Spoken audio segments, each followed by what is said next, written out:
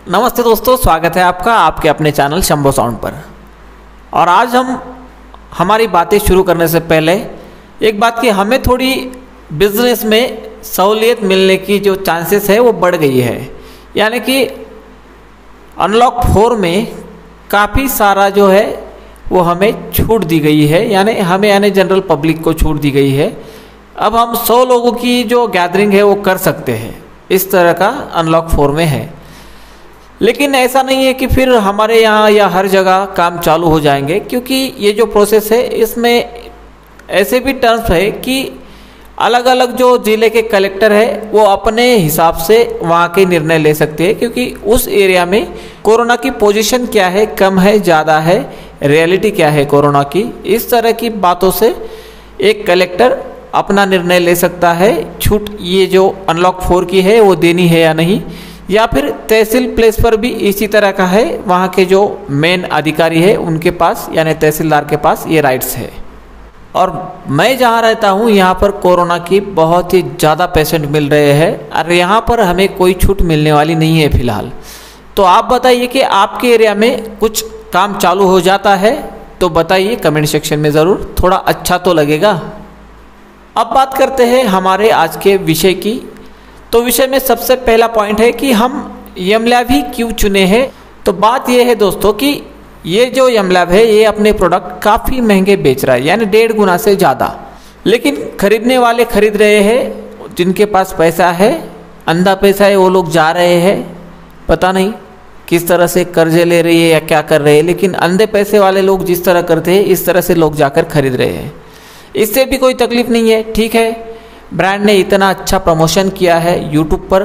हालांकि यमलैब वालों की ये बात बाकी जो इंडियन ब्रांड है उनके गाल पे एक तमाचा है कि 30 सालों से आप काम कर रहे हो इस देश में, आपने यहाँ पर हर तरह का प्रोडक्ट डिलीवर किया है, लेकिन आप ये नहीं समझ पाए कि यूट्यूब कितना बढ़िया ज़रिया है प्रमोशन का और इससे आप कितना अच्छा ग्रो कर सकते हो। तो ये बाकी ब्रांड्स को ये समझ लेना चाहिए यमलैब से। यमलैब जितना बढ़िया मार्केटिंग किसी भी इंडियन ब्रांड का नहीं है, इसलिए थम्स अप देता हूँ मैं इस ब्रांड को। ये सच में अप्रिशिएट कर रहा हूँ, मजाक नहीं कर रहा हूँ, सच में। अब बात करते हैं कि यमलैब के प्रोडक्ट की। तो किसी प्रोडक्ट को हमने खराब नहीं कहा है, समझे आप, खराब है ये नहीं कहा है। प्रोडक्ट ठीक ठाक है, एवरेज प्रोडक्ट है, मिडल रेंज है, ब्रांड भी मिडल रेंज है, मिड रेंज प्रोडक्ट है, ठीक है, इससे कोई तकलीफ नहीं है। आपका मार्केटिंग का जरिया या मार्केटिंग स्ट्रैटेजी इतनी बढ़िया है कि आप ज़्यादा रेट में उनको बेच रहे हो, बेचने में सक्सेस हो रहे हो, तो ये आपका सक्सेस है, इस पर भी किसी को कोई जलन होने वाली बात नहीं है। दोस्तों बात तब आती है जब एक बहुत बड़ी लीगेसी वाले ब्रांड के साथ आप अपने आप को कंपेयर करके अच्छा बताने की कोशिश करते हो। यहाँ पर मेरे दिमाग में खटक गया कि अब इन पर कुछ बोला जाए, बस इतनी बात है। लेकिन ये लोग इतना इनको गुरूर है, मतलब क्या बोलूँ, जिन लोगों ने इस तरह के वीडियो बनाए हैं इनमें से एक बंदे ने ये एडमिट किया है कि हाँ यार ये गलती थी। और दोस्तों ये जो RCF से कंपैरिजन था ये शायद इसलिए था कि ये 1.5 गुना रेट पर पहले से बेच रहे हैं, इसमें लोगों की डिमांड बढ़ने पर और ज़्यादा बढ़ाया जाए रेट, शायद इस तरह का कुछ माइंडसेट था। प्रोडक्ट तो चाइनीज़ है ही, और चाइनीज प्रोडक्ट होना कोई गलत बात नहीं है। समझ लीजिए चाइना के प्रोडक्ट के बिना प्रो ऑडियो इंडस्ट्री जीरो है, पूरी तरह से जीरो है। यानी 90% इंडियन कंपनीज चाइना के सीधे प्रोडक्ट लाके बेचती है, सिर्फ यमलैब नहीं है।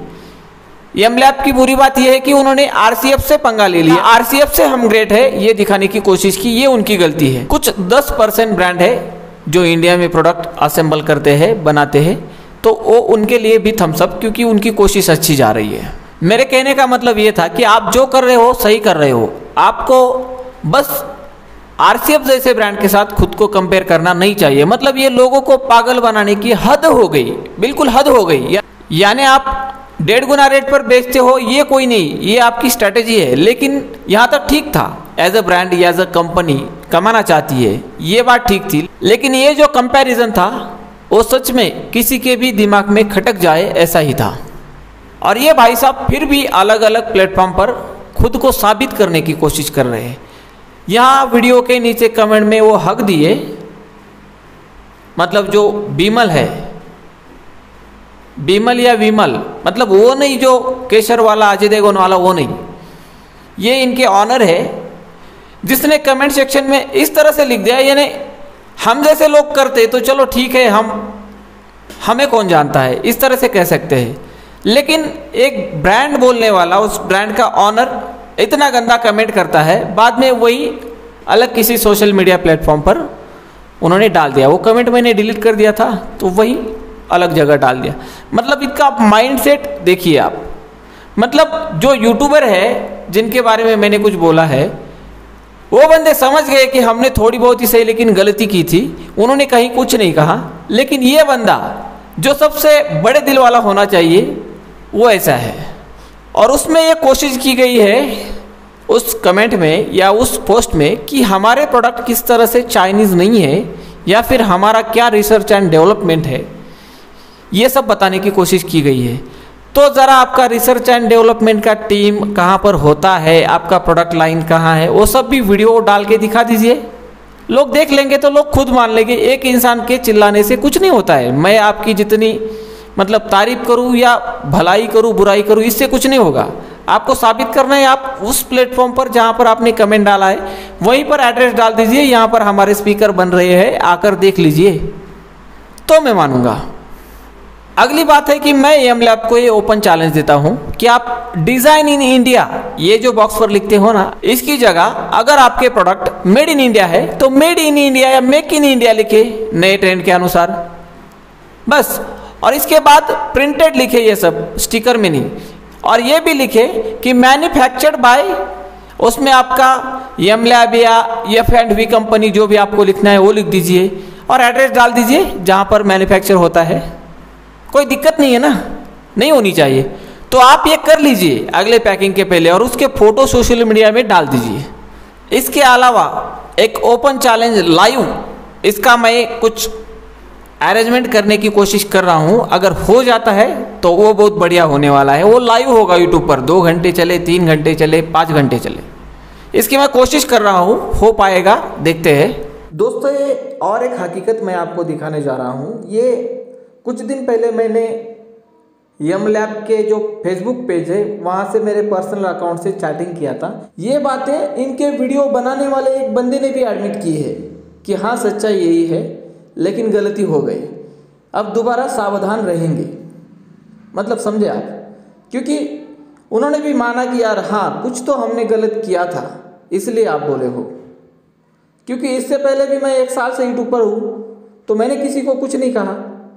तो यहाँ पर मैंने उनको फेसबुक पेज पर ये मैसेज किया था कि आपके एम्पलीफायर मेड इन इंडिया है या नहीं है, बस इतना छोटा ऊपर जो ब्लैक स्क्वायर है उसमें आप देख पाएंगे, वो मेरा मैसेज है कि वो जो आपके एम्पलीफायर है वो इंडियन है या नहीं है।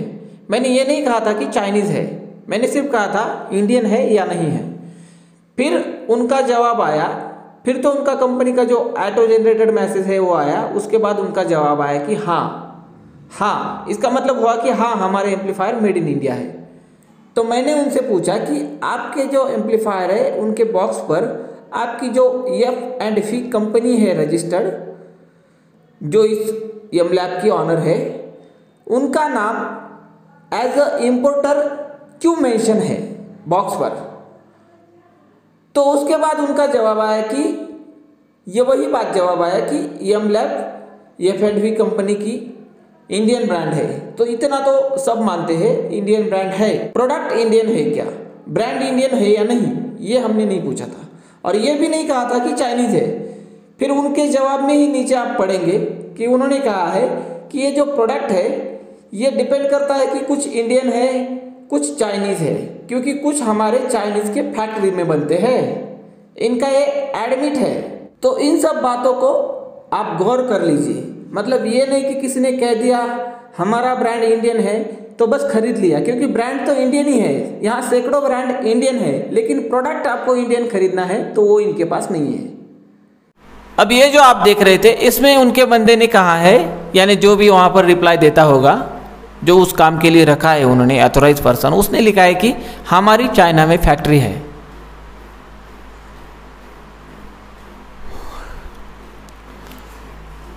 भाई जो लोग 30-30 साल से आपसे बहुत ज़्यादा बिजनेस कर रहे हैं मार्केट में चाइना से ही मंगवा कर, वो लोग भी अब तक खुद की फैक्ट्री नहीं डाल पाए हैं। ठीक है, आपके पास अंधा पैसा है, आपने फैक्ट्री डाल दी, मान लिया, आपकी बात मान ली, चलो, तो फिर भी उस प्रोडक्ट पर यह मेंशन होना चाहिए कि मैन्युफैक्चर्ड बाय यही फिर से कि यमलैब एंड कंपनी, और एड्रेस सिर्फ चाइना का हो जाएगा।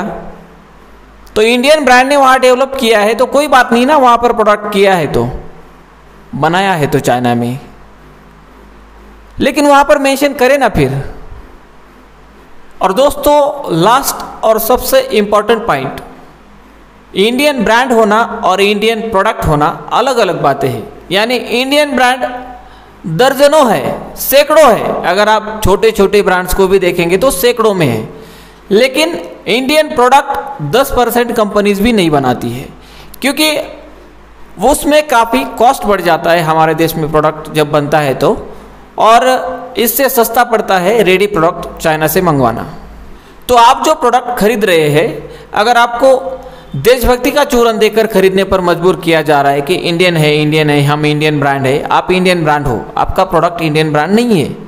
और अगर है तो देखिए वो कहाँ बनता है, उस पर लिखा होना चाहिए कि कहाँ बनता है, मैन्युफैक्चर कहाँ हुआ है और मार्केटिंग कौन कर रहा है, ये सब उस पर मेंशन होता है, ये कंपलसरी है। लेकिन फिर भी ऐसे लोग लिखते नहीं है। तो आप देखिए आपके उस प्रोडक्ट पर लिखा है क्या, और वो भी स्टिकर में नहीं होना चाहिए, समझे आप, वो प्रिंटेड होना चाहिए उस बॉक्स पर, क्योंकि बाद में ये स्टिकर हाथों से निकाल भी देते हैं। दोस्तों इसके बाद मैं एक वीडियो लाने वाला हूँ जिसका टाइटल होगा कि इंडियन स्पीकर मैन्युफैक्चरर कंपनी जो है उनकी रियलिटी, और साथ ही यमलैब का सेटअप लेकर आप अपना बिजनेस किस तरह से खो सकते हो। ये 2 पॉइंट मैं अगले वीडियो में कवर करने वाला हूँ। मिलते हैं अगले वीडियो में, तब तक के लिए बाय बाय।